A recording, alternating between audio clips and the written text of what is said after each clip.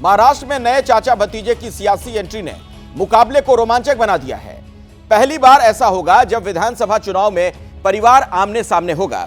तो आइए पहले बारामती का जो ये सियासी समीकरण है उसे ही समझने की कोशिश करते हैं। और ये देखिए तमाम जो सालों का आंकड़ा आपके सामने है, आप इस पर गौर फरमाइए। 1991, 1995, 1999, 2004, 2009, 2014, 2019 ये वो 7 विधानसभा के चुनाव के साल हैं जिसमें अजित पवार बारामती सीट से जीते हैं। लगातार उनकी 7 जीत हो चुकी है। इस बार मुकाबला 8वीं बार है। बारामती सीट पर 1967 में पहली बार शरद पवार चुनाव जीते थे। शरद पवार 1967 से लगातार 1990 तक 6 बार विधानसभा चुनाव जीतते रहे। शरद पवार राष्ट्रीय राजनीति में उतरे तो भतीजे अजित पवार को विरासत सौंपी। 1991 से अजित पवार इस सीट से चुनाव जीत रहे हैं। 2019 में अजित पवार को इस सीट पर 1,95,000 वोट मिले। अजित पवार इस सीट पर 1,65,000 से जीते थे। अब इस बार मुकाबला पवार वर्सेस पवार कह लीजिए या फिर परिवार वर्सेस परिवार, ये देखना बड़ा दिलचस्प रहेगा कि 20 नवंबर को बारामती की जो वोटर्स हैं वहां पर वो क्या करते हैं और 23 नवंबर को नतीजा क्या कहता है। और आपको बता दें कि सिर्फ डिप्टी सीएम अजित पवार ही नहीं, सीएम एकनाथ शिंदे को घेरने के लिए भी महाविकास आघाड़ी ने पुख्ता प्लान बनाया है। शिंदे के खिलाफ उनके गुरु भाई पर ही उद्धव ने दांव लगा दिया, जिनके दम पर शिंदे ठाणे के ठाकरे बनकर शिवसेना में राज किया करते थे। उनके भतीजे को उद्धव ने उम्मीदवार बनाया है।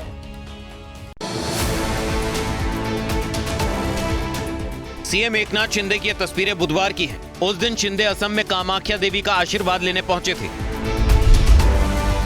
जिस दिन शिंदे देवी मां से विजय का आशीर्वाद ले रहे थे, उस दिन उनके विरोधी उद्धव ठाकरे ने अपनी पार्टी से केदार दिघे को उनके खिलाफ उम्मीदवार बना दिया। केदार दिघे उन आनंद दिघे के भतीजे हैं जिन्हें एकनाथ शिंदे अपना गुरु मानते हैं। यानी कोपरी पांचप खाड़ी विधानसभा सीट पर सीएम शिंदे अपने गुरु भाई से भिड़ने वाले हैं। पक्ष प्रमुख उद्धव साहब ने मेरे पे जो भरोसा जताया हुआ है, ये वंदनीय बाला साहब और दिघे साहब के आशीर्वाद के बदौलत ये सब हो रहा है। टक्कर किससे भी हो, जब भी ये राजनीति इतनी घटिया महाराष्ट्र की कर दी है तो मुझे ऐसा लगता है टक्कर के बारे में सोचना नहीं चाहिए।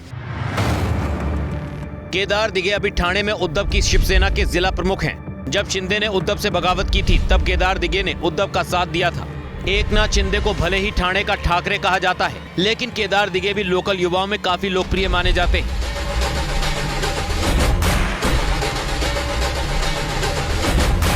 सुबह से केदार दिघे का यह वीडियो सोशल मीडिया पर वायरल हो रहा है।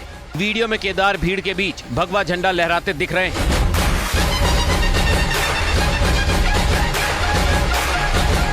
गुरु भाइयों की इस टक्कर ने इस सीट पर मुकाबले को दिलचस्प बना दिया है। ठाणे में एकनाथ शिंदे को हराने की जिम्मेदारी उद्धव ठाकरे ने केदार दिघे को दी है। केदार दिघे लोकसभा चुनाव श्रीकांत शिंदे के खिलाफ लड़ना चाहते थे, लेकिन तब उन्हें उम्मीदवारी नहीं मिली। अब इस तुरुप के को उद्धव ठाकरे ने विधानसभा चुनाव के लिए संभाल कर रखा था। अब केदार दिघे के जरिए ठाणे के बाकी सीटों पर भी शिंदे कैंप को कमजोर करने की रणनीति उद्धव ठाकरे ने बनाई है। एकनाथ शिंदे की अब तक की जो सियासी यात्रा है किसी फिल्मी कहानी से कम नहीं। 60 साल के एकनाथ शिंदे 1980 के दशक से शिवसेना से जुड़े थे।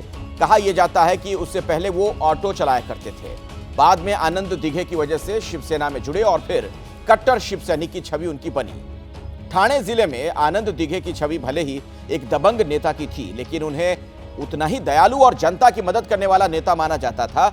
जमीनी नेता की छवि रखने वाले आनंद दिघे जनता की समस्या सुनने के लिए बाकायदा दरबार लगाते थे। ठाणे का बाला साहेब ठाकरे भी कहा जाता था।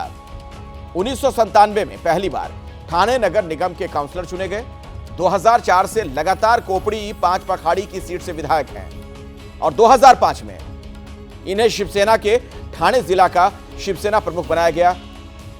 2001 में आनंद दिघे की मौत के बाद एकनाथ शिंदे ठाणे में उनके सियासी वारिस बनकर उभरे।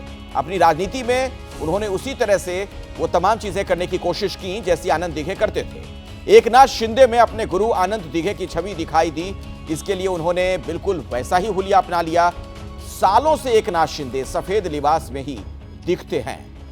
एकनाथ शिंदे ने आनंद दिघे को अपना आदर्श, अपना राजनीतिक गुरु माना और उसका सबसे बड़ा प्रमाण यह है कि जब साल 2019 में एकनाथ शिंदे जब मंत्री पद की शपथ ले रहे थे तो उन्होंने आनंद दिघे का नाम लेकर शपथ ली थी।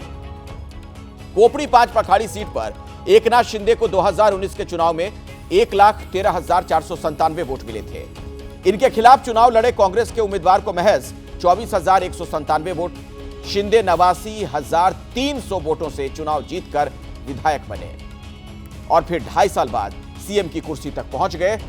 और अब इन्हीं को घर में घेरने की प्लानिंग की है उद्धव ने गुरु भाई को उतारकर। महाराष्ट्र में अभी सीटों का सस्पेंस खत्म नहीं हुआ है। दोनों गठबंधन ने अपने फाइनल पत्ते नहीं खोले, दोनों तरफ सीटों को लेकर पेंच फंसा हुआ है। आज भी दोनों खेमों ने कोशिश की, लेकिन अंतिम तस्वीर फाइनल नहीं हो पाई है। तीन पार्टी के लगभग 85 जो क्षेत्र है उस बारे में हमारा एक मत हुआ है।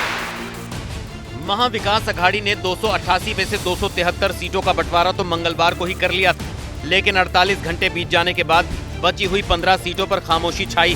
हालांकि जीत के दावे जरूर हो रहे हैं। तो ये जो लड़ाई है, जो चुनाव है, वो महाराष्ट्र प्रेमी वर्सेस महाराष्ट्र द्रोही ये लड़ाई है। पिछले 2 साल में आपने देखा होगा तो एकनाथ शिंदे ने और बीजेपी ने महाराष्ट्र को जो लूटा है वो लूट रोकने के लिए लड़ा है। जीत के दावे तो हर रोज हो रहे हैं, लेकिन सवाल यह है कि महाविकास अघाड़ी में जो 15 सीटें फंसी हुई हैं, उसका फॉर्मूला कब तक तैयार होगा। और वैसे भी बात सिर्फ 15 सीटों तक सीमित नहीं है। एक नया पेच ये है कि मुंबई की कुछ सीटों को लेकर उद्धव गुट और कांग्रेस के बीच नए सिरे से मंथन शुरू हो चुका है। मुंबई कांग्रेस की अध्यक्ष वर्षा गायकवाड़ पार्टी के नेता और मलाड से विधायक असलम शेख के साथ बुधवार को उद्धव ठाकरे के घर पहुंच गई थी। सूत्र ये बता रहे हैं कि बांद्रा ईस्ट, भाईखला और धारावी की सीट गठबंधन में उलझन की नई वजह बन गई है। पेच सिर्फ महाविकास अघाड़ी में ही नहीं, महायुति में भी फंसा है। सूत्र बता रहे हैं कि अभी भी 11 सीट ऐसी हैं जिनका बंटवारा तय नहीं हुआ है। 24 घंटे पहले सीएम एकनाथ शिंदे और अजीत पवार दिल्ली में अमित शाह के आवास पहुंचे थे। इस बैठक में देवेंद्र फडणवीस भी मौजूद थे। कई घंटे तक बैठक चली, लेकिन नतीजा कुछ नहीं निकला। अब शिंदे के दिल्ली दौरे पर उद्धव गुट तंज कस रहा है। जब हमारी शिवसेना है, उनको कभी सीट शेयरिंग के लिए दिल्ली में जाने की नौबत नहीं आई। उस वक्त प्रमोद महाजन जी, गोपीनाथ राव मुंडे जी या लालकृष्ण आडवाणी साहब मुंबई में आते थे। बाला साहब ठाकरे जी के साथ, उद्धव जी के साथ बैठकर पूरा सीटों का बंटवारा होता। लेकिन ये जो डुप्लीकेट शिवसेना है, उनके बॉस दिल्ली में बैठते अमित शाह, उनके दरबार में ही जाना पड़ेगा, 3-3, 4-4 दिन बैठना पड़ेगा। अमित शाह ने नॉन बायोलॉजिकल शिवसेना को जन्म दिया है। बेचैनी हर खेमे में, लेकिन अपनी बात कोई नहीं करना चाहता। हालांकि हर दल का दावा है कि वक्त रहते रास्ता निकाल लिया जाएगा। तो देखिए, चर्चा यह है कि महाविकास अघाड़ी समाजवादी पार्टी को महाराष्ट्र में सिर्फ 2 सीट देने को तैयार है। यह खबर सुनकर महाराष्ट्र में समाजवादी पार्टी के अध्यक्ष अबू आजमी भड़क गए। आज फिर से वो शरद पवार से मिलने पहुंचे थे और धमकी के अंदाज में यहां तक कह दिया कि अगर 5 सीट से कम मिली तो 25 सीटों पर प्रत्याशी उतार दिए जाएंगे। हमने 5 उम्मीदवार घोषित किया है।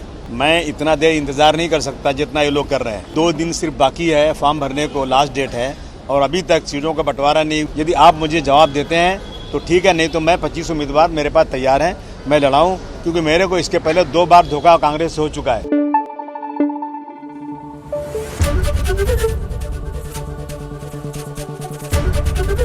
एबीपी न्यूज आपको रखे आगे।